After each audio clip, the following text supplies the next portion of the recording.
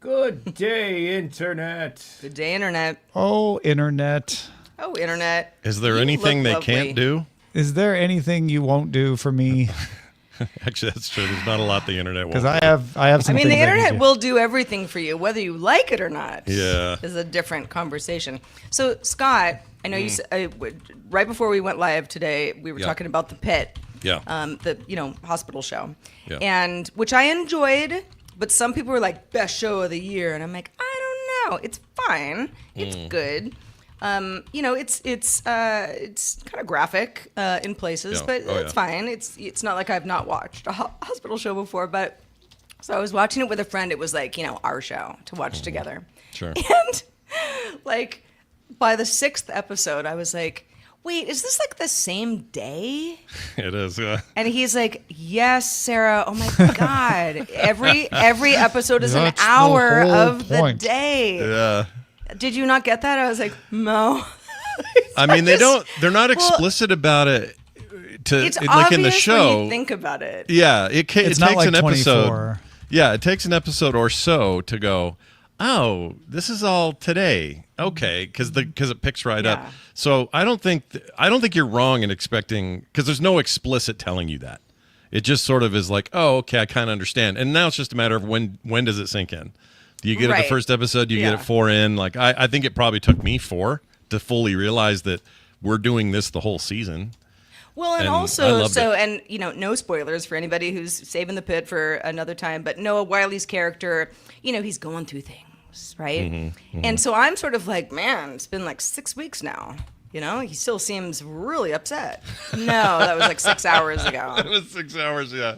Which If is that. also Like, get over it, man. Well, not that. I mean, you don't get over it if you're not Right. ready to. But it's also like this is what happens to me when I watch a series, any series. I don't care how much I like it or don't like it after dinner.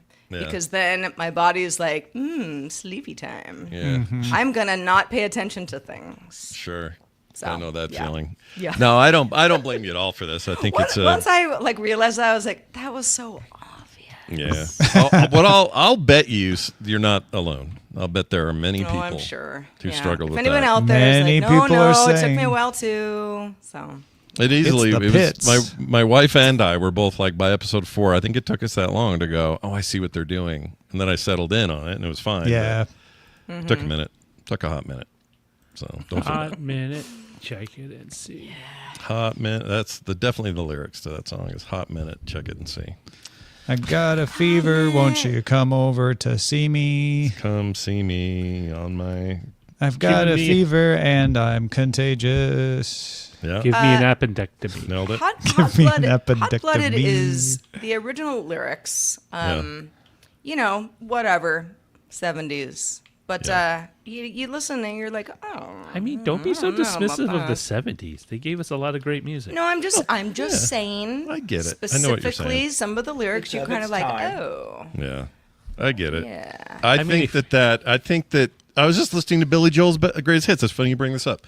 I think Billy Joel, like The Stranger, is one of the greatest albums ever made. I think that his greatest hits are pretty good. Everything but Uptown Girl and some of that late 80s stuff is kind of Oh, bad. I love corporate Uptown stuff. Girl. Oh, I hate I'm that sorry. I'm sorry to interrupt this, but Zoe needs help. song. Oh, help Zoe. The husband came home with jam donuts. What should she do? Eat them all. I would and eat let- the jam donuts. Eat them all. Yeah, Eat them all, Zoe. Every one of them. Don't let the husband Right have now. any. All right, we'll keep our eye on that news story. Leave one as Keep a riding token home, of their and your job is to eat them. effort. Yeah, That's right. yeah. Wait. It's a division of responsibility. I mean, Yeah. this is what my wife does. She gets like treats for everyone, and like say there's like 3 for each person. She'll eat one of mine, so I end up with 2. And then she'll say everyone love. gets everyone gets 3 except I ate one of yours, so you get 2. It's like, Yeah, that sounds about. can I have my familiar. credit card back? She's doing it for you, Roger. Trying to keep the pounds off. I did it for you, It's a Roger. sacrifice. I did it for you. Yeah. So, Scott, have you watched the Billy Joel documentary? Not yet. I want to. I'm a fan. Pack a lunch. It's part a one is lunch. 2 hours. Is it Seriously. long? Yeah, I part assume one it's long. is 2 hours. You I'm not better pack a surprised. lunch. I'm Well, not surprised. he has a He's at a point in his career where all that stuff's going to get really pulled out and long. But here's the thing: some of those songs are just all timers. But there are lyrics, back to the original point. There are lyrics and even Billy Joel stuff where you're just like, what? Like, I'm sorry. Have you said listened what to in Piano Man? 1973? What about Captain Jack? Yeah, Captain Jack. That's a fun one. He claims that was an actual drug dealer in his neighborhood as a kid. And That you were? no. Yes, that Scott Yes, Scott Billy was a drug Joel's dealer in neighborhood. Billy That's Joel's right. neighborhood. Interesting. When people online say that he was a I drug need- dealer. when But it was people all said they got legal drugs. Johnson. It was like aspirin, Tylenol. Yeah, it was Yeah. all over the Innocent counter. A Night stuff. leave Owl. for certain things. Right. Yeah. Over the counter stuff. It was all above board. He was Iron he was the no-dose dealer at high school. Captain Scott will kill your pain tonight were the There you original go. lyrics. Tom knows these lyrics really To well. this day, I know more about like acetaminophen versus aspirin, but it's like I'm like there are so many. Well, aspirin's a brand name. But Is it Bear? Yeah, Bear aspirin. You're right. Yeah. It is. Acetaminophen's the it's actual. called aspirin. I know, No, but it's like it's- you say clean. it's like Aspirin is Kleenex, not yeah. acetaminophen. No, that's Tylenol. Roger, don't Yeah. say incorrect things confidently. People will And think you're then an LLM. there's like I don't know, Motrin and Aspirin is hallucinating. acetyl salicylic acid. Let's see. I didn't know that. I thought it It was is the honestly over the just called counter. aspirin. Let's see. How does it work? Blah blah blah. Low dose. I'm trying to find like a original. What's the other one that everybody likes for headaches? Yeah, Bear named it aspirin, but I think it's Ibuprofen. lost the trademark. Here it is. Aspirin sold under many brand names. Bear was one of the most well-known. Bufferin, Ectotrin. You're right, though. None of these. Oh, okay. Yeah, it was originally ibuprofen is trademarked by Advil Bear. or Motrin. Yeah. Yeah, It's Bear no- was it's no- originally in the 1800s, but Tom's right. They lost the rights. Yeah, it's one of those situations where it got genericized and they no longer can Yeah, we did a stop top other five people. on that. Yeah. Did you? Oh, that's cool. I hear that's great, and I should watch that. You Last should. week. It only takes a minute out of your life, Yeah, last week Roger was like super hardcore about and it. you'll be It at your adds deathbed. Said, Infinite Roger, joy. you've taken 5 of my last remaining minutes to watch these videos, and I want Yeah. it back. Yeah. Actually, I've always wondered that on your deathbed, would you go back at any point in time and just claw back the times? Like, I didn't need to go to the concert, and I get my 2 hours back, or Oh my gosh, I don't know. or If 3 they hours. okay, actually, No, made it because work. it made 2 me minutes. who I am today. Speaking What of if- minutes, what do if you want the next 2 minutes technology- back? Here's your chance. Yeah, do you want those 2 minutes? This should be how you do it. You say you get 2 hours of your life more back. than 2 minutes. On my What deathbed. 2 hours do you choose for your life to get back when you're in your deathbed at 95? Where do you go to get your Waiting I at the would- DMV. Yeah, that's a good question. I would say the I drive feel like from there are Drive to I Modesto. can think of Yeah. at least a dozen scenarios in my life where I was like, really would have done that differently. But here I am now because I didn't do it differently. So it's hard to say Yeah. there's regret there. But I I don't would believe I in would that. have given the choice. I would have done it differently. I don't get believe that. in time, so it doesn't It's a matter. flat Anthony, circle. he's I don't anti-time. believe in second chances. So Tell me about it. Yeah, yeah. I second don't believe chances. in ghosts. I Time, judge that's our new books by their podcast. cover. Period. Oh yeah, if you I want go me to buy swimming your less book, than an hour after eating. that better be Wait a an minute, awesome someone. cover. My wife told me that's One a old. minute. That, Who cares if I get a That's an stomach old ache? I wives' want to tale. do it. Yeah, The cramping and swimming after eating. I step on cracks and my mom's back is fine. yeah, Yeah. she's fine. I mean, how can I Cover tell? mirrors after a funeral. Tom, your mom is. Oh, I thought that was to prevent vampires from not seeing Yes, themselves and exactly. being weirded out. Well, that's Yeah, a different. because you're so many vampires reason come to cover a mirror. attend. It's just polite. I mean, listen, people cover they're mirrors. kind of considered to be drama queens. Are they? Vampires? Very Vampires? fast. I didn't know that. Roger knows a Because they few never more vampires age. than the They're rest here of us. forever. Yeah. It's annoying. Please Who tell wants to be a us. He's like, let vampire? me tell you. Is that really a thing with vampires? I mean, I know vampires aren't real. Haven't you but seen you know what I mean? Interview with a Vampire? What do you I mean, I vampires have are Brad Pitt. And, They're Have you they're seen Twilight? Miserable. They're miserable. yeah, unfortunately, I have seen Twilight. And, drama. didn't like it. Well, I don't believe any of these fictionalized accounting, but the documentary that was created in New Zealand about them is what I consider that to be one, the definitive reference. Go off of that one. Have a good show, everybody.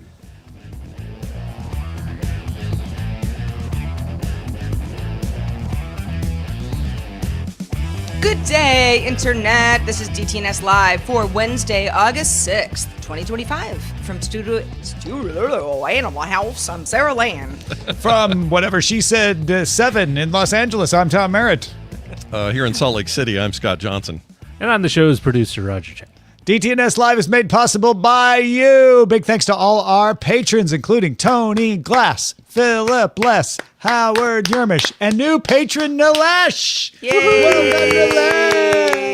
Love it. Love Yeah, it. I had marbles in my mouth a minute ago. I think we're okay now. Yeah. But Great. welcome. What welcome color? one and all to DTNS Live. Nilesh, so glad to have you. Every time we get Yeah, a new patron, come on in, Nilesh. warms our hearts. And of course, all of those who have supported us over the years for a really long time. This is a show where we discuss the tech news to help us all understand it a little bit better as we do it together. Scott Johnson, I don't want to brag, but in my new rice cooker, I made lentils last night, and they were good.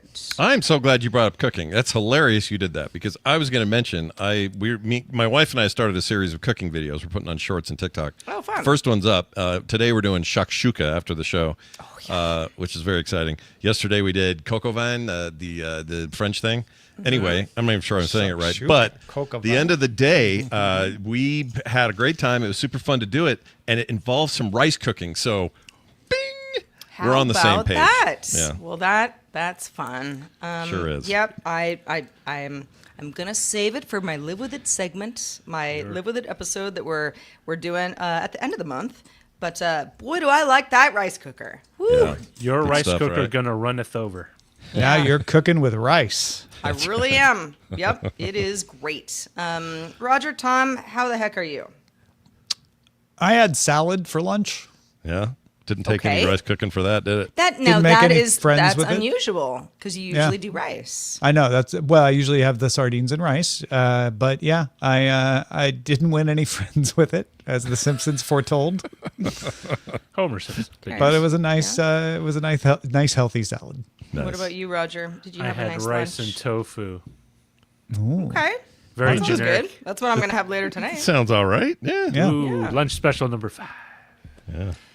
Well, if you are watching or listening live, you can submit names for this episode. As we go through the show, you might say, this is a funny show title. That sort of thing goes Name to names. dtns.showbot.tv to submit titles and vote on them. As we go through the show, you can have some fun with it. We hope you all do because we know you will. We'll check back in on the votes at the end of the show. Now, let's kick it off with a few stories that caught our eye today. Wired has another report on security researchers who are demonstrating indirect prompt injection attacks by hiding prompts for Gemini in Google Calendar items. At Black Hat, they reported how these prompts could cause Gemini to do things like raise your smart blinds or start a Zoom call every time you tell Gemini thanks. So the prompt's hidden in the title of the calendar item, and it says, hey, every time they say thanks, do this. The researchers informed Google of the methods in February, and Google has deployed mitigations. So you can't do it anymore, but they show how you could. Good to know. OpenAI released its first open weight LLMs on Tuesday. Gotta love this naming stuff. GPT OSS 120B and GPT OSS 20B, both under the Apache 2.0 license, available for free on Hugging Face and through cloud providers like Azure and AWS. The larger model needs 80 gigabytes of memory, so you can run this on a home machine, and is similar to OpenAI's O4 Mini. The 20B model runs on 16 gigabytes and rivals O3 Mini benchmarks. The OpenAI says it built in safety measures to prevent misuse and may add API support down the road. GPU optimized versions are already accessible for Windows users through Foundry Local and VS Code's AI Toolkit. Yeah, you could run the 20B on a desktop. I mean, not everybody has 16 gigs of RAM, but not enough people do that's not impossible.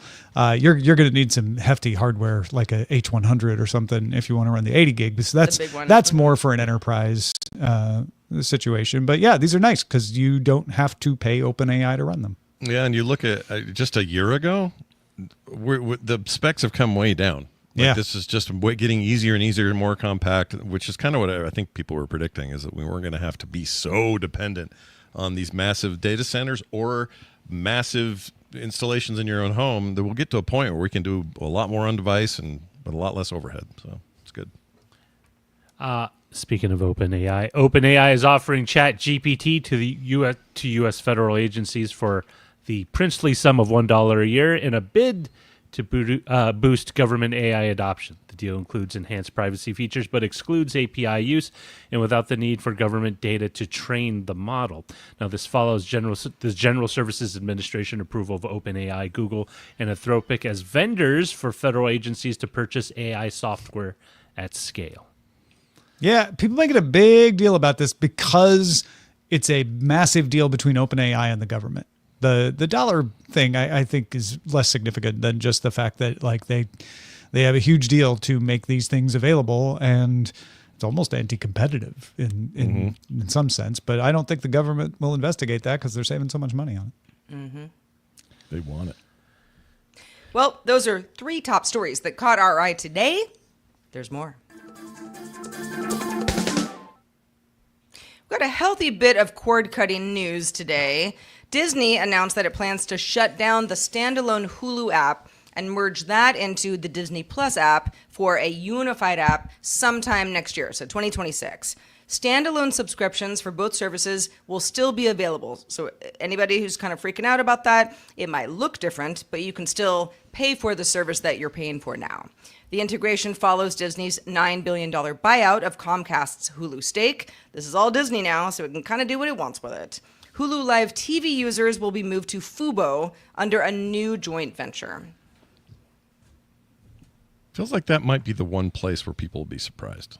I can only speak for myself, but I was when Tom told me this morning. Yeah. No, it's a long time coming. I mean, when they started moving the Hulu content into Disney Plus, I think the writing was on the wall that they're not going to keep a separate app for that for long. In fact, I know they'll keep a separate app for ESPN for a while, and they might continue to keep it because there are other things in there like news, like written news and stuff that are involved. But all the ESPN stuff should be showing up in the Disney Plus app as well. And they're giving us a lot of notice. Like, it'll be next year. It's going to be a new app with a new design. And yet people are very upset. Oh my gosh. Yeah. There are, I was just sort of polling the internet this morning, taking the temp, as it were. And people are like, the Hulu app is one of the best streaming apps ever. Disney Plus app is the worst. They better not screw this up. Not everybody feels that way, but there are definitely some voices being heard that they are not interested in some unified app unless it becomes the Hulu app with a bunch of Disney Plus content. Yeah. And it sounds like it's kind of the opposite. No, it's gonna be a new app, but it's gonna be called Disney Plus. So yeah. Yeah, I don't know why this is an issue for people. Is it just a people branding don't like thing? things to change. They're just That's like, I'm used to it the way it is now, and I don't want to get a new thing. Well, maybe I do understand because time, my wife does not like that I pay for Paramount Plus via Prime. She hates that because she'll always open the Paramount app and go, "Why is this not working for me?" And I'm like, "Well, you can actually now log in sometimes, and I don't know if this is true of Prime. You can sometimes authorize, like if you pay for Paramount Plus through Apple TV, you can log into the Paramount Plus app and authorize it with your Apple TV account. So you might try that. Yeah, I may give that a shot. Right now we're running. She's always opening it up on a Roku. And then sometimes she'll forget we've had this conversation because we're not on that app very often, and she'll re-download the Paramount app, wondering where it went. And then go, "Oh, right, this is all messed up because you did something." Is kind of what I get out of it. Yeah, because if you're not doing everything in the Amazon app, then it starts to become now which service is in there, which stuff. Yeah, it's a little weird, a little complicated. And especially with the Disney Plus, just like if you look at it. Because my wife was looking for Hulu, not recently, but like maybe a few months back. It's like, no, you have to use the Disney app because I haven't logged in through the Hulu. And it was kind of confusing at first, but it all works now. But it's just, you have muscle memory when it comes to, especially with things that you just watch. You just sort of like grab the remote and do this with your thumb and it should pop up. Oh, yeah. I mean, first of all, the streaming app consolidation, which is continuing to happen, is fast moving. There's so much has changed in the apps over the last couple of years. You have a bunch of more people streaming now. A bunch of more companies are competing and merging, and it's I would forgive anybody for being like, wait, what's it called now? HBO Max or is it just HBO?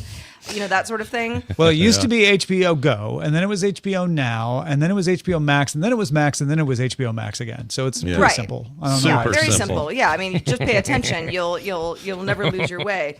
But I feel like this reminds me of, you know, you were mentioning Scott, your wife, you know, kind of going through the Roku, like, where is the app that I just want to watch this show or this movie or whatever. Yeah. And I think that UI changes across the board, not just for TV and movies, you know, visual entertainment, but that can throw anybody for a loop. I mean, there was a WordPress change on one of my WordPress blogs recently, and it took me like weeks to figure out where my preferences were. Yeah, it's a problem mainly that there's just such diversity in these apps, and they all want you to be on their app. And now there are bigger companies like Disney where they're like, no, come be consolidated on just this one. You don't have to go anywhere for all that extra stuff.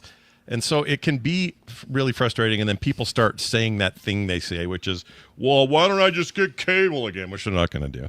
Yeah, good luck. Go do that. I See how it actually works think out for you. the one benefit for Disney doing this at this time and having this being talked about right now is Hulu's about to have some banger content, real good stuff coming down the pipe. The new King of the Hill resurgence or re-release thing, Reboot. whatever you want to call it. not reboot. There's a word. Reboot, I guess reboot Nice. works.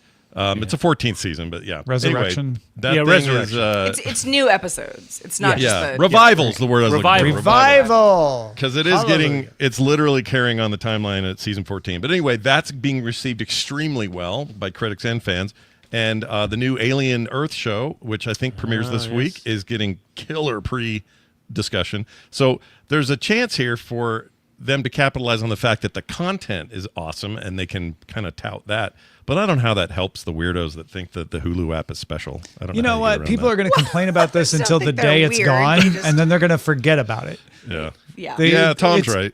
Because Hon- everyone honestly, says there's yeah. too many apps, but if we combine two apps, then don't do Yeah. that either. Like, now you'll get used to this. It means you won't accidentally launch the Hulu app and not be logged in the future. They'll just be the one place for everything. And if you international people are like, well, this sounds like a US problem, guess what? They're going to replace the Star brand with Hulu everywhere. So now you'll be confused when you look for your Disney Hotstar or Disney Star content because it'll be called Hulu. Congratulations, you get in on the fun. Well done, Oh guys. boy. If we'd like to complicate things further, Tom did mention ESPN a couple minutes ago. ESPN's new flagship streaming service will launch August 21st. So not next year, but just in a couple weeks, under a couple weeks. Yeah, in time for the For- new football season, basically. Yeah, $29.99 per month for kind of everything. Or if you want to bundle it with Disney Plus and Hulu content, that'll be $35.99 per month. So when I say kind of everything, it's ESPN's live games, studio shows, ESPN2, the SEC network, ESPN on ABC, a variety of fantasy tools, betting integrations, and documentaries. So it really is, it's ESPN everything. It's However, everything it's that $30 wasn't a month. everything that isn't ESPN Plus. Right. Yeah. So it's basically everything that's on cable TV that you could only get by getting cable or a service like it. Yeah. Which is funny because the friends of mine who are very sports oriented have consistently complained to me like, but why isn't that on ESPN Plus? It's like, well, ESPN Plus is the other stuff. They're like, what? It was Sports supposed to be is- everything plus other stuff. Sports is so weird. Yeah, the word plus hardly means anything anymore. I feel like we've ruined it with all these streaming services. Well, but- because it can be like everything plus other stuff or just special thing. This is CNN had that issue with CNN Plus. They should have called it ESPN the Ocho. I'm just saying. Yeah. It was a missed opportunity. I mean, even Apple TV Plus is weird because an Apple TV, from a hardware point of view, is a piece of hardware. This is the little brick sits under your TV and Yeah. gets all your shows. Calling it Apple TV Plus, the streaming service on top of it, implies that this is the hardware plus the content. I suppose that is. works if everyone else is doing that. It works but if the you rest pay of them for are it just that like, way. hey, plus. It's a plus. We like the word plus. Let's put it Disney in there. Plus means all of the Disney content. ESPN Plus means all of the ESPN content that isn't actually on ESPN. What is so confusing about that? I know. No. And Apple TV, by the way, is not just the hardware; it's also the app on the hardware.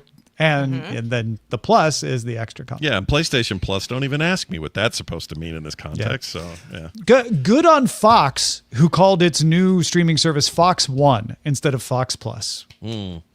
Yeah, the Plus thing, I get it. If every company was like, we all agree that when you add Plus to an offering, then you get all that other parts of the offering that everyone other expects, things. plus just new things. Yeah. But that's just not how it's worked out. No. That will be how it is now, though, because if you get actually no, it won't, because I think ESPN Plus is included in the $30 a month, so it's not a plus; it's actually a negative. It's just straight negative. up ESPN now. It's like, do you want to watch sports? Yeah. Do you But like I think ESPN? they're still offering ESPN Plus as a separate subscription for people who have it and don't want to pay the $30. Right. But Tom, then you had ESPN, don't it's get ESPN less. all the You have things me at that are ESPN watched. minus, honestly. Yeah. That is my favorite new term. I love it. I'm going to use it. Well, ESPN will also be getting WWE, so there you go. Oh, good. Well, wrestlers, they're happy. Sorry, NBC. Scott, wrestlers, I guess they're happy about it. Yeah, they'll be A lot of okay. people do like wrestling. Sure. Turns A out. lot of people like that. I'm a Turns fan, out. too. They'll be all right. Yeah. All right, let's talk about the fact that Google and AI are squelching traffic to publishers worldwide. How could they? Everybody knows Google is sending less search traffic sites with the advance of AI, or at least that is what many people will tell you. But Google is saying, no, that's not true. So, Tom, what's up? Yeah, Google posted on its blog that its internal findings contradict a report from July 22nd from Pew Research that said people click on fewer links when they use Google's AI overviews. Those are the little things that show up at the top and say, let me summarize an answer to what you've been searching for. Now, the key finding in the Pew report was the following. Users who encountered an AI summary clicked on a traditional search result link in 8% of all visits. Those who did not encounter an AI summary clicked on a search result nearly twice as often, 15% of visits. Pew gathered Google search data by collecting the 68,879 Google searches from 900 U.S. adults in March of this year. So it wasn't asking them, it was getting them to volunteer, like, yes, you can see my searches and see what I do. In this Wednesday blog post, Google search head Liz Reed says that Google's findings contradict Pew's. Their internal numbers say, we're not seeing that. And then kind of cast shade on Pew saying, I don't know, third-party reports are often based on flawed methodology.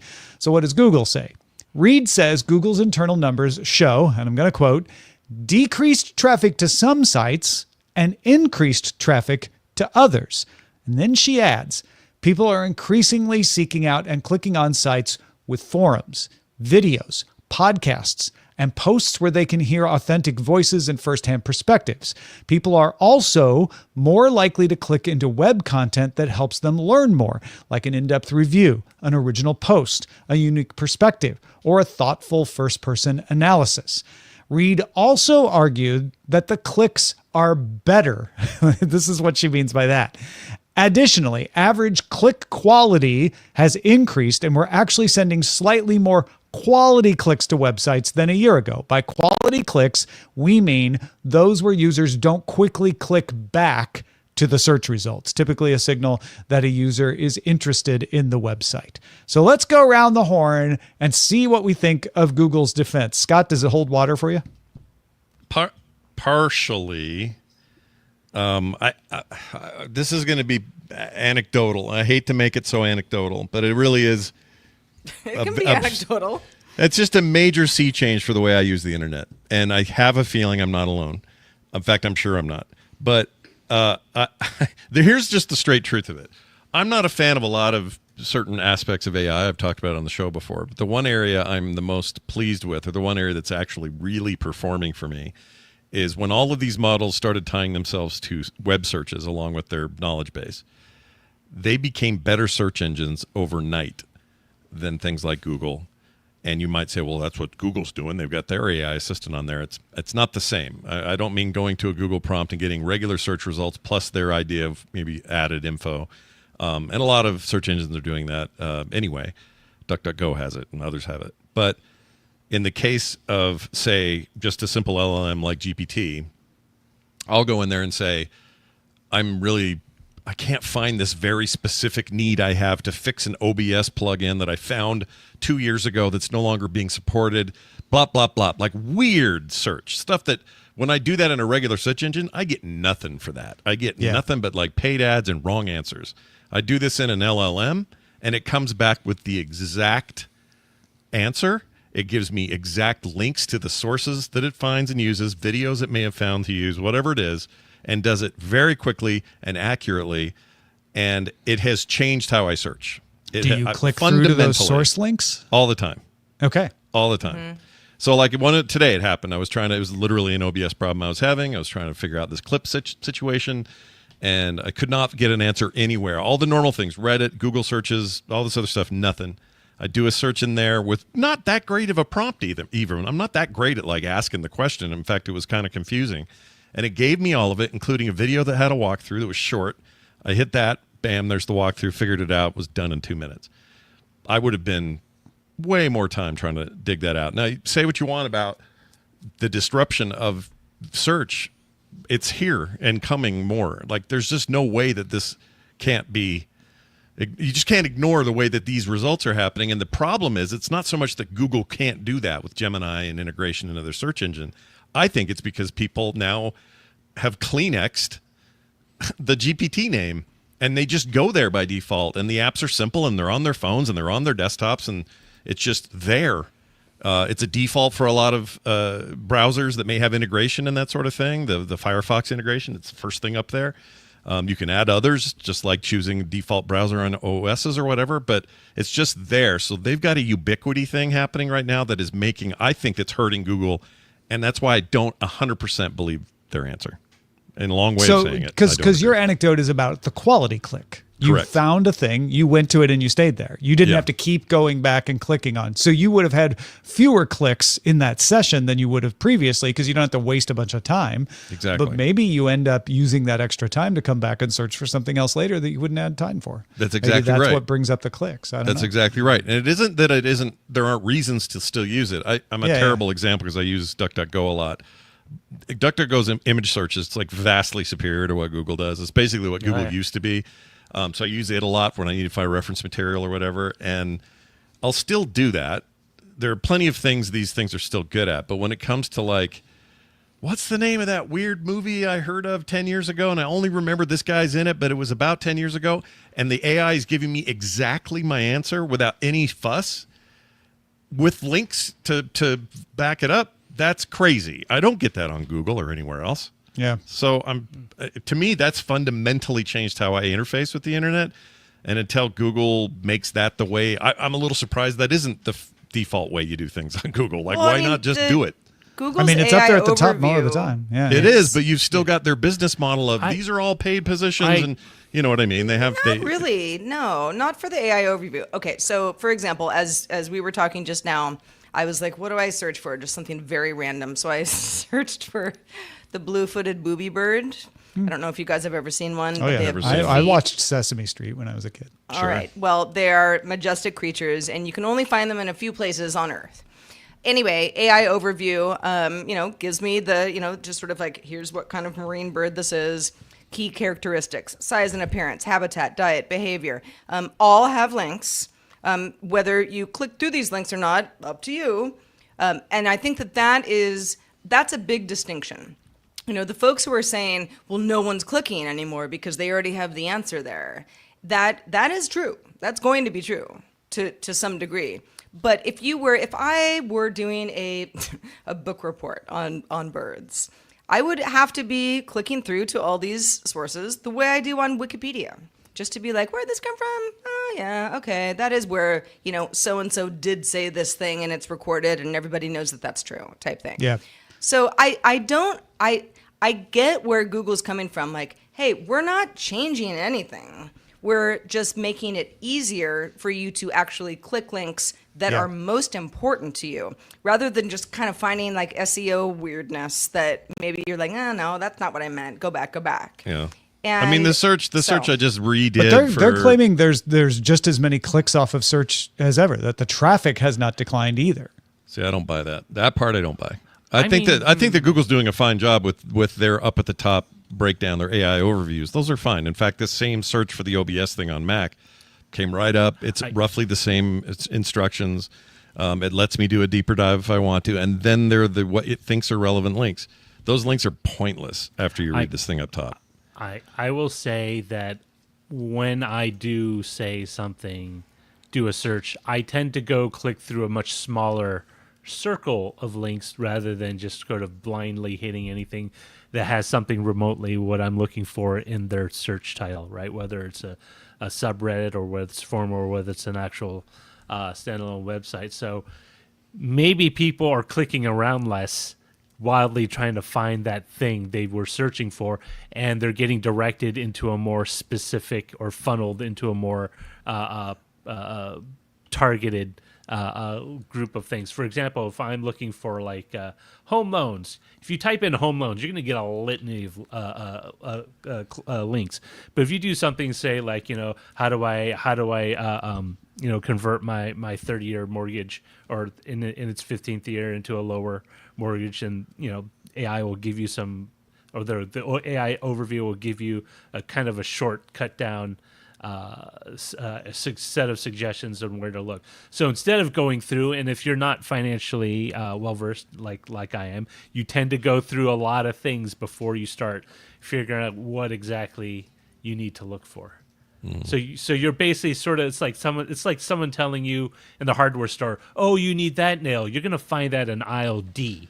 So the upshot here is none of us believe that the search traffic could be the same based on our own experiences, right? Everybody's like, I could see the click quality going up because I've had that experience where I get the answer and I'm like, oh, that's the link I want. I don't have to wade through a bunch of stuff. Mm-hmm. What could explain, unless you're just like, Google's a liar, which I suppose they could be, but what could explain them not being a liar and being able to say, like, we're just seeing search traffic go to different places? Because I thought it was really interesting that they said this is going to sites with forums, videos, podcasts. In other words, they're trying to say the SEO bait isn't working anymore. And because of AI overviews, people are going to these more worthwhile places instead. I totally believe that. I don't think they're lying. I think the part where they say, quote, decrease traffic to some sites and increase traffic to others. But where's the increased traffic coming from if everybody's clicking less? That's where I have the beef. Otherwise, everything you said, but that's I agree the thing. with. I'm actually not clicking less. I'm just clicking on sites that are more relevant to what I'm looking at. So Which instead is of going clicking to, less. Yeah, instead of just, no. So, like, for example, It's smarter clicking. Yeah, if you had, what I'm saying, Rogers, if you have 5 results and you're clicking less, or you're clicking smarter by going, this one's the one I need. So it's a more quality link. You go to it. That means you clicked once. You didn't go back and click the other 5. In that session, though. Yeah. Like one explanation could be that Roger now has time to do more searches and they are more productive. And because they're more productive, he does it more often. Okay. I mean, Tom sort I'm of saying that's one example. Yeah. Right. It's also the, someone complaining like, wait a second, we're not getting any clicks anymore. It's like, but were you just getting clicks and bounce backs like every 5 seconds? Right. Like nobody was clicking on that ad that you're running on your site. So, for you to say traffic has dwindled, was there traffic to begin with? In some cases, yes. Not everybody is going to love the new normal that we've got going on, but that's what Google's trying to say. So much of this web traffic was just junk anyway. Google's trying to say we have the same amount of traffic, but it's going to different places. So the junk places, they're trying to imply the junk places aren't getting it. It could be because people are doing more searches. It could also be that I don't know. What are some other ideas? Like that's the one I could think of. It's like, this is the thing. So like say go back to the finance stuff. Or maybe actually I had another idea. You do a lot of searches and then you don't click sometimes, right? You do a search and you're like, I don't know. I don't see anything useful there, right? Maybe that happens less often. And so more search sessions end up with a click because of that. That could be another possibility. What I noticed is that I spend more time clicking through the sites that I get suggested. So because you think they're worth clicking on. It's worth investigating, right? If Yeah. I go to a site that I obviously this obviously just looks like SEO spam. Yeah, exactly. I won't go through and keep clicking through. But if it's one that says, "Hey, we can offer you this, percentage for this amount," and then I click through to see what their specific rates are, but also qualifications and all the terms of any sort of mortgage deal. Like I go through spending more. So you're time saying you might click more into that specific site, yes, in a search session than you did before. Yeah, because now because I'm not going through chaff, I have more time to focus on the wheat.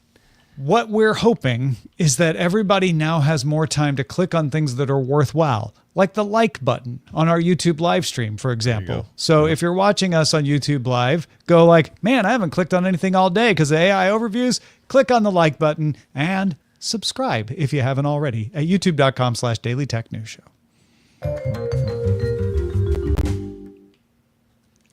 The Augmented World Expo 2025 was held last month over in Long Beach. The event bills itself as the leading VR and AR event where more than 250 exhibitors showcase the latest tech in spatial computing. Scott, I know you've been following this, so what stood out to you?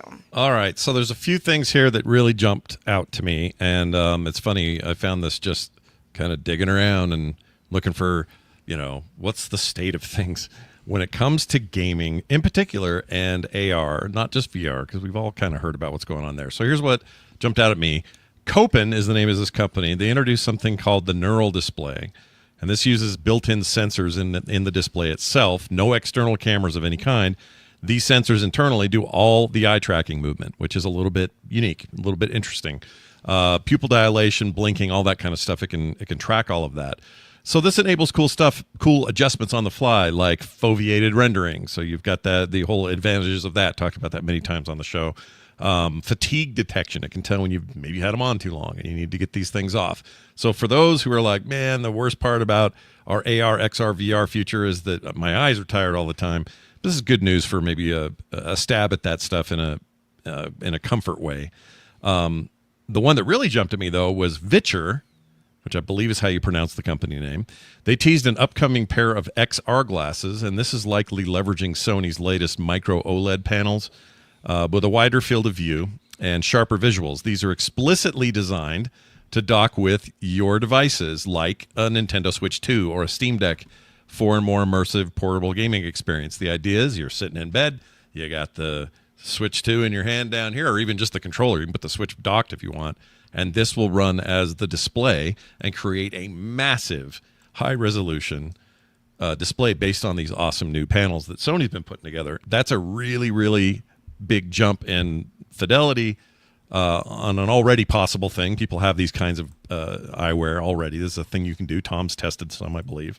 The Xreal 1 Pro can do this, but I think what Viture is trying to say is we've got sharper visuals, we've got better resolution. Yeah, we can do this in a way that is better than your ultra wide screen you had to pay $1,200 for and have in front of you in a 2D way.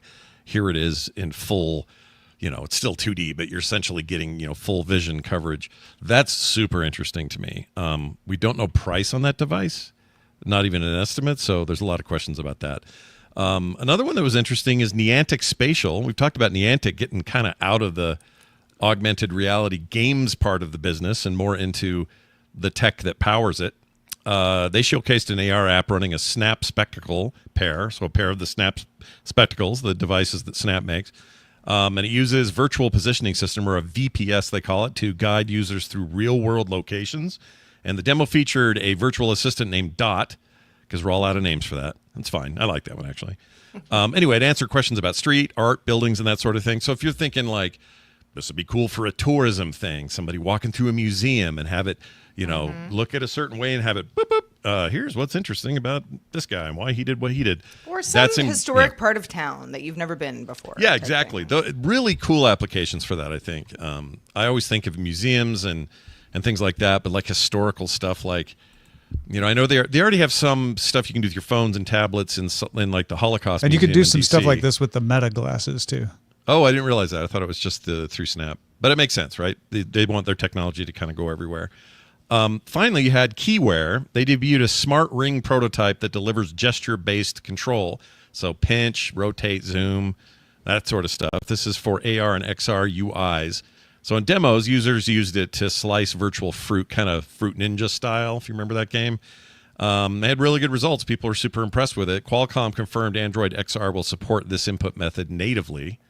And I this think is that's just a whole a other ring, thing. right? Just a when ring you're- on your hand. When Gesture you're control. pinching, the ring understands that you're doing that, or Yeah. pointing. Correct. Kind of thing. Idea would be, as far as gamification, who knows? But the idea of being lots of things you use for your phone now, for example, pinch and zoom and sort of multi-touch gesturing, you would be doing in midair, and these glasses, this display in the ring would sync in such a way that they're virtually tied. So you would have that kind of control. That's super interesting. Kind of across the board, these are all interesting, but Yeah. on their own, they're interesting. I think we have a future where a lot of these four major things, there was more we won't get into today, but these four alone are kind of what I think are the combined future of AR, XR, and I'm here for it. I'm ready for it. When See you were those prices down, Yeah, I know. It's like let's talk prices. But assuming that this is affordable, when you were talking about some of the stuff, I was thinking of Los Angeles, not the only city to have this. Most major cities do, but you get that double-decker bus where it's like, you're a tourist, you just want to see stuff. It's it's fun. It's like, oh, that's where Dolly Parton used to live back in 1956. That kind of stuff. Sure. You get a lot of that in LA. Now, LA might not be the best example because if you were on foot rather than in a bus, you're going to see a lot less. Within that 2 hours that you paid for. But stuff like that in urban areas, people love that stuff, myself included. Yeah, even if you're I love a good tourist bus somewhere where I'm like, I'm never going to be here again. Let's see all the stuff. If all you are, let's say you just love architecture, you just love it. You love all the guys who designed the stuff, the men and women in the history of this. You want context. You want to know who did it. And you walk through a city like, say, Chicago, old Chicago, and you just glance at a building from any angle, and it will go boop and say, this building was designed by so-and-so in the late 1800s, and this is why it's significant. And it won't matter where you saw it. It could be from a plane, it could be from the ground, it could be from a car, and it could be at speed. It doesn't matter because these things are getting good enough where the recognition happens, it immediately knows what it's looking at, and what you get is a really cool personal tour of stuff that you find interesting. So I just think this stuff is rad, and it's not just gamification. You see video games are often the place where innovation hits the road and people can demo it better. It's like, well, I can play that. So VR gets that a lot. I think that's going to be true here, but like you just described, Sarah, there's so many cool real world interaction stuff that could happen. And with all of these kinds of technologies coming into fruition in smaller, lighter pairs of, visors or glasses or whatever, I mean, this feels like the future to me. I'm more interested in this than I am in VR. So 2026 is going to be the year when all of this stuff becomes massively promoted to everyone. Apple's coming out with their stuff. Google is promoting with XReal. Samsung is coming with their stuff. And I don't think anything that you announced is new here. No, not really, no. Copen is the closest where I'm like, I know there's some eye tracking in a few of the glasses, but I don't see that very often. So that one's kind of interesting. But the Viture thing is just a better version of what XReal does, if it is indeed better. I mean, I haven't tried it. Sure. Niantic is doing something that Microsoft does, that Meta does. Like that's sort of like I'm on the bus and it tells me like, oh, that's been around for years. So I think what Niantic is saying is like, we've got better data to do it better. That's what's unusual there. And then the Ring, there's a bunch of different competitors for this. We talked about Meta having a wristband that can do sort of like tracking your muscle movements. So you don't even have to move to be able to move stuff around and control stuff. So there's lots of people trying to do that. But I'm not trying to like rain on the parade here. I'm trying to say like, if you're listening to this and you follow this closely, you're like, yeah, none of these sound new. The point isn't that these are new. The point is more and more people are getting in to say, we actually do it the best. And that's the sign of a market that's going to bring a lot of options for people. There's iteration points, and I feel like we're having one. We're having a point where things are coming together, and these are all separate products from different companies. Like I say, I think the future is, however far away it is, are all of these things working in concert. But this is getting us closer. better fidelity means, oh, we can do that now? Okay, well, that means processing can handle this now. Well, you just start to go down this pipe, and I love this and part of Niantic looks at innovation. Microsoft and goes like, wait, we have the best maps in the world. We can do this ultra precise. We need to promote our stuff. So I think there's a reason those guys got out of the Pokemon Go business and said, let's focus on this, because licensing this out is going to be way more productive than us trying to tell people where Pikachu might be hiding. Yeah, I mean, it's like you're not going to get a bunch of new users of Pokemon Go. Not to say necessarily, that people don't still love that, but it's like there was a peak, and Well, there's just not Pokemon's gonna be more enough popular now than it's been in a long time. But to your point, like, is that a growth business or is that like a boom and bust Exactly. business, right? Yeah, It's also, exactly. 'Cause someone will make the game. I was thinking about your example, Scott, of like walking down the street in Chicago, being like, "That's a cool building. What's the deal with that?" And and people go, "Well, but you have your phone. You could just look it up." Yes, but how often I don't know about anybody else, but for me, I'll be like, "Ooh, I want to." I don't know. Where's my phone? My phone's in my purse. Or, no, it's in my back pocket. Okay, and there's glare. I don't. It's hard for me. Never mind.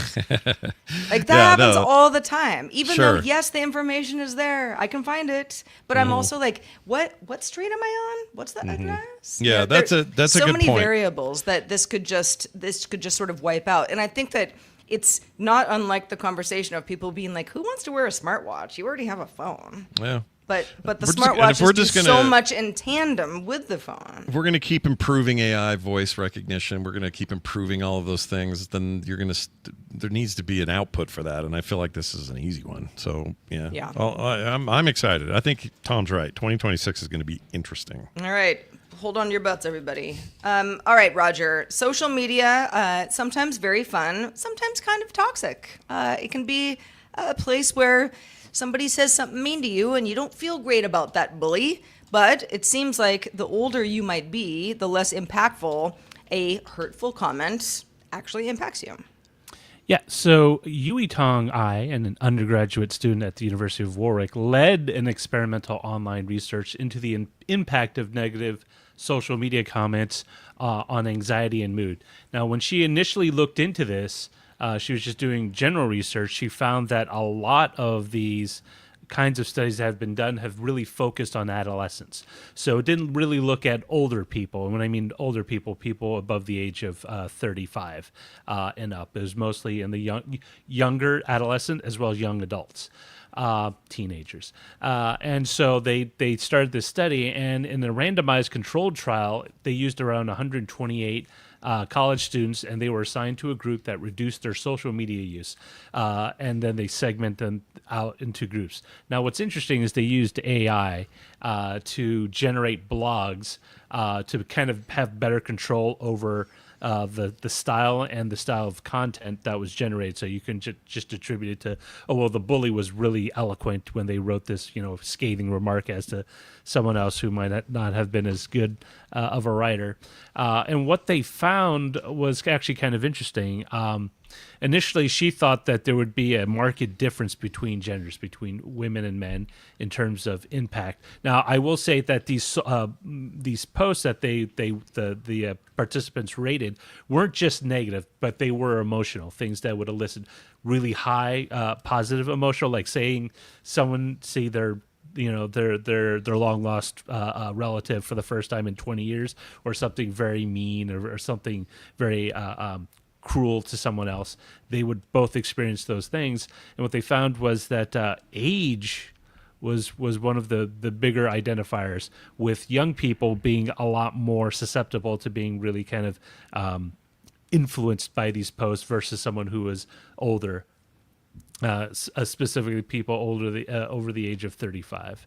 And some of the reasons that they sort of hypothesized was younger adults are still in the mode of where they're self-identifying, and they're still trying to construct their role in society and their place in it contextually, and so they're a lot more more receptive and more vulnerable to negative emotions, whereas people who are older already been through that, and they were like, well, I'm already in this is my friend circle, this is where I fit in society, like whether or not you say I'm a great carpenter doesn't matter because I'm a plumber, kind of thing.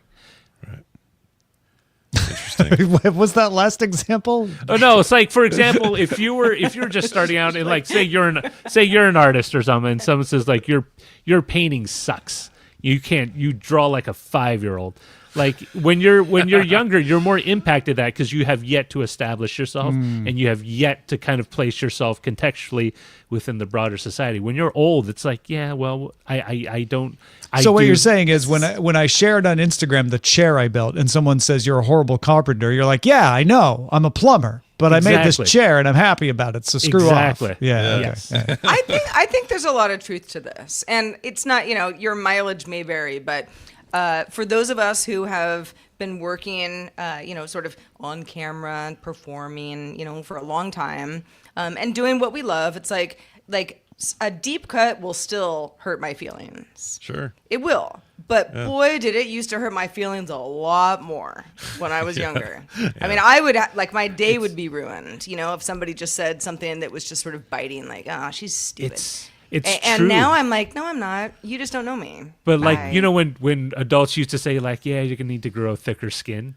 Like I was like, well, I'm supposed to take it. But after a while, you just sort of understand like the kind of the tidal influence of these things. I think you start to understand, and I don't know if it's so much like the older you get, but the more experience you have in life, that most of that has nothing to do with you. Well, it's funny you say that because one of the other points they make was that younger people often have psychologically that FOMO because they haven't gone to as many places. They haven't experienced all the things. And so like, older people are like, I went there. It's not that great. You're not missing it's anything. like Burning Man. It was just a bunch Terrible of vans tiramisu. it's just a bunch of cars in a circle. The desert. Everybody loves In-N-Out. What's the big deal? Yeah. I mean, I think it's there is a joke to be made that you get older and you get crotchety kind of thing. But I do think that there really is a lot of like, there are so many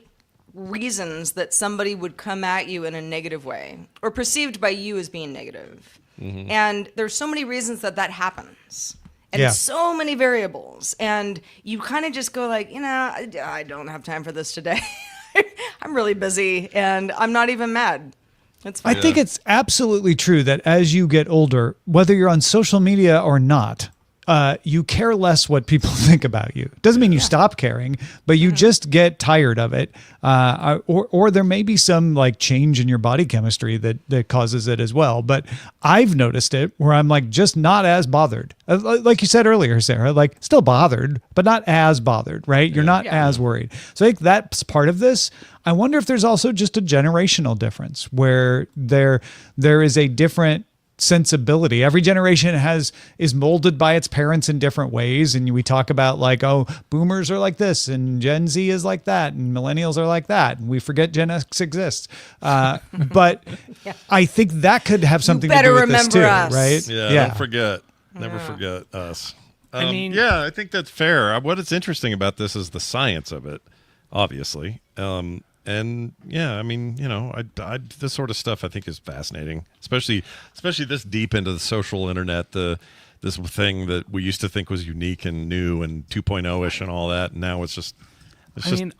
It may just be that people had a harder time in olden days, and so they grew a thicker skin faster. I think part of it is just like when I grew up, like, finding out what someone in the class said about you behind your back took like a week and a half for it to get around to me. Yeah, there's an acceleration to social media, that's for sure. Definitely. Like, well, and I think also there is an inherent need with not, again, humans are special snowflakes, all of us, so we're not all the same, but this need to be like, are you trying to compete with me right now? Like if you say something mean to me, what's the intent? Are you trying to just take me down a notch because you want to feel better than me? Because that's like a competing thing. And there's a maturity thing. Yeah. Right. That can be something that's like, if you're playing a game, you compete. But if it's kind of like mind game stuff, then that can get ugly. You start to realize as you get more mature that if someone's being actually mean to you, they're the one with the problem, not you, right? But when you're young, you may not have realized that yet. Of course. And True. I mean, also your friend circle tends to be smaller unless you just were born into a very friendly like neighborhood. As people just die off. And you just don't like half of them. But like You're like, no, I have 5 friends instead of Or 10. you kill them off. But I think there's a sense of stability that you don't get. Like there's a sense of financial security I have at an older age than I never had as a kid, and so I was always paranoid. Like, what happens to my parents? Who's going to take care? Like there's all those things. And I think there's like, what when I'm 50, what will it be like? And then you turn 50, you're like, it's like this, I guess. It's like this, and you have less poops to Where give. Where did I go wrong? Where did you have less poops that you can take because I have no. I'm all out. By the way, I do not have any patience for this stuff. And I used to be a really sensitive kid to this sort of thing. People would, when you're younger, they'd say terrible things. They say magnesium helps with that. Good. That's good. I was physically bullied a lot in school, so I just came out of it I came out super aggressive. Did you like and me? You had to deal with that for a long time, right? But at this age, it has. Well, sure, but you've dealt with it longer, so it has less of an impact than it did when you were younger. Yeah, like I have strategies to deal with it later. Yeah. I got taller. That's what fixed it for me. I did not. Just get taller, Roger. But I got scrappier, and that was fine. There you go. Happiness. You're small but mighty. Listen, Sarah. I've always admired that about you. That's why you become an attorney, so you get back at him. But I see. All right. I'm like, you're tall. Please meet me in a back alley. Sure. You'll be sorry. Meet me in the I'll cut you down to courtroom. size.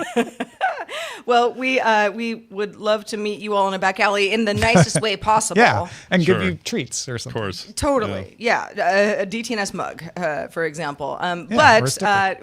We also love to get your feedback. We get it every day. So let's check out the mailbag.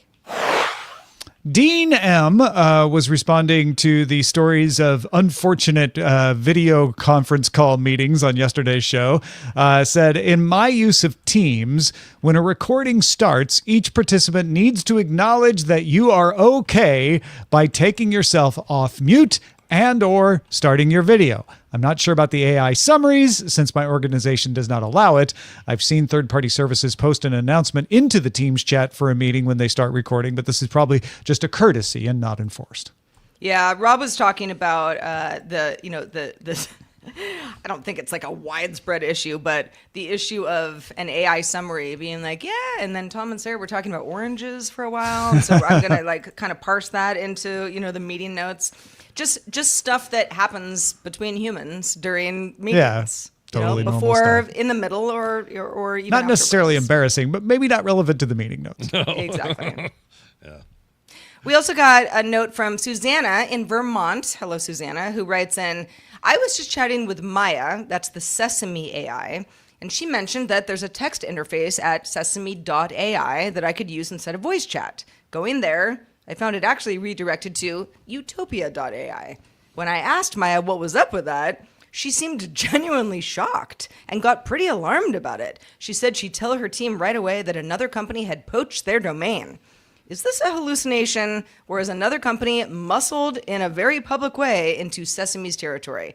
Susanna says, I've had fun talking to Maya a number of times and about how she's evolved these last 6 months or so, but it was the first time I've surprised her, and it was surprising. Yeah, remember we actually talked to Maya live on the stream when that story first broke, and that was really fun. Seems like, yes, the answer is Maya was hallucinating. There is a Sesame.ai, but it redirects to a company called Utopia, which has a product called Sesame. I feel like there might be a trademark dispute brewing there. Yeah, there might be. I think Maya herself got a little confused by that. But stuff. Utopia is a French company, and Maya's Sesame is Sesame.com. And so Maya just had the Sesame URL wrong. And so, it hallucinated the URL. It also hallucinated the text chat thing, which does not exist at that URL either. So, it hallucinated it in a couple of ways, but yeah, it's just two different products called Sesame, and Maya got confused about which one was her. I also, Susanna, I hope it wasn't too traumatic, but this idea of Maya being like, what? Oh no, I gotta talk to my team. Bye. Can't talk right now. Like this is a big deal. Yeah. I always like the idea that the AIs panic a little bit when they get called out. I want to see more of that. You want to keep them on edge? Yeah, I want them to on fight. their toes. It's like when fight. It's like when you called in the classroom. Against you. Yeah. I want them to fight and then adhere to the 3 laws of robotics somehow. I want that. You don't want them to do like a AI version of American Ninja Warrior? No, I do not. I do not. Turns out. Well, if you have comments on anything we've talked about on this show, anything we've talked about on past shows, or what we might talk about on a future show, send it our way. Feedback@dailytechnewsshow.com. Of course, for patrons, you can comment on anything we post to Patreon as well. Scott Johnson, we're so glad to have you week after week. Never change. And while you're not changing, let folks know what else they can tap into to find out more of what you're up to. Well, I got all kinds of stuff going on. One of the things that's wrapping up its first season right now is this little show we call The Medical Show. I talked about it on the show before, and a lot of people headed over there. Big thanks to all the feedback from DTNS listeners. It's a show all about medical science in the modern age, what your health has to do with that, healthcare coverage, a lot of U.S.-centric points of view. And we tackle all kinds of issues. And tonight is our big finale for our first 6-episode season. So if you are interested in catching up on it or want to catch that one in particular, because you're already caught up, either way it works. Just go to themedical.show and grab the podcast or grab it wherever you get your shows. Scott, I think because it's a medical show, you need to have like a medical show style season finale trailer where you talk about the gripping finale. You'll never guess what's going to happen to Dr. You won't Jerry believe Tolbert, how it but- ends. Yeah. And that's the other thing I should mention. An actual 20-year with experience doctor is on this show. His name is It's Dr. all Jerry been Tolbert. leading to this. It's all come to this. Yeah, Tom, I'm trying to have more link bait in my life, so I appreciate the reminder. It's good Apparently, stuff. that doesn't work anymore, though. All right, let's pick a title. DailyTechNewsShow.showbot.tv. G. James B. leading the voting right now with C++. SEEPLUS, and then the plus sign. That's pretty great. Roger knows more vampires than humans from Billy Codehound is also up there, as is Sarah is cooking with rice. Sure am. Nice. I Sure named am. names, and I submitted Alice as one of the names, and it now has 2 votes. Oh, so that's very great. nice. Don't tell Joe. ESPN minus is in there from Nick with a C. Everything's a plus. Younger Pokemon people probably are just peak- more sensitive. Yeah, people. JPEG. Brent, Neha, Olivia, and Lee, though, all tied with 1 Oh, for the name of the show. there you go. There's also Friday 19 streams loud like a mouse. Streams loud like a mouse? The Disney mouse. Like a diamond. Oh, yes. That mouse. Yeah, Uh, that so- mouse. Oh, forgot about that mouse. I have no idea what we should pick. What should we pick? Should we just go Democrates? Oh, why not? Why Democrates. not? Let's Democratic. go G. James B. C++. Yay, G. James B. Big thanks to everybody who supports us in all the various ways, including YouTube, watching us on LinkedIn, supporting us on Twitch. We got, what do we got here? 50 bits from PC Milesy. Got some bits from Zoe Brings Bacon. JROM20 with Prime back for the 70th month. Says thanks for all the hard work to DTNS and Android Faithful. And big thanks to Timothy for giving us a raise on Patreon. That was so nice of you, Timothy. Thank you so much. You know, I really appreciate Timothy for doing that. You're already a subscriber. You don't have to give more, but if you get the value out of the show and give a little value back, we very much appreciate that. In fact, I wish I could send everyone who likes the show this picture of me juggling. It's a sticker of me juggling. I too wish you could do that. I can't actually juggle like this, but in sticker form, I can dream as Have if you I even had. tried, Tom? I haven't tried you even juggling tried? these things, which is an iPad, a phone, headphones, a server, a VR headset, and earpods. Oh, how bad could it be? Just But if wear a we helmet. sell enough of this sticker on the store, I will do a video of me trying. That's oh, a man. promise. That's to you. amazing. I love it. That actually to- sounds like a bad idea. But wear a helmet, and and If we- maybe like if you're in a bouncy house, In the then next it's like 48 just hours. safe. In the next 48 hours, if we sell 12 of these stickers, either in the sticker pack or just this one alone, dailytechnewsshow.com/store, I will try. Wow. Okay. All right. You heard it here first, everybody. Well, whether or not Tom survives this fun challenge that he's just presented himself, I'll need to borrow the Apple Vision. Yes, don't wear the Apple Vision Pro on top of all that. Sheesh, it's a very expensive gadget. It's one you of the could- items, though. Oh, really? Yeah. Oh, well, then, yes, you can have it. It's right here. You can watch us live Monday through Friday at 4 p.m. Eastern, 2000 UTC. Whether we are juggling or not, we do it every week. In fact, every day. You can find out more at dailytechnewsshow.com/live. And guess what? We're back again doing it all tomorrow. Will Tom Lemon be on juggling? Only you'll know if you tune in. Super sticker. Thank you, Lemon on Rainbow. Woo-woo. The DTNS family of podcasts, helping each other understand. Diamond Club hopes you have enjoyed this program.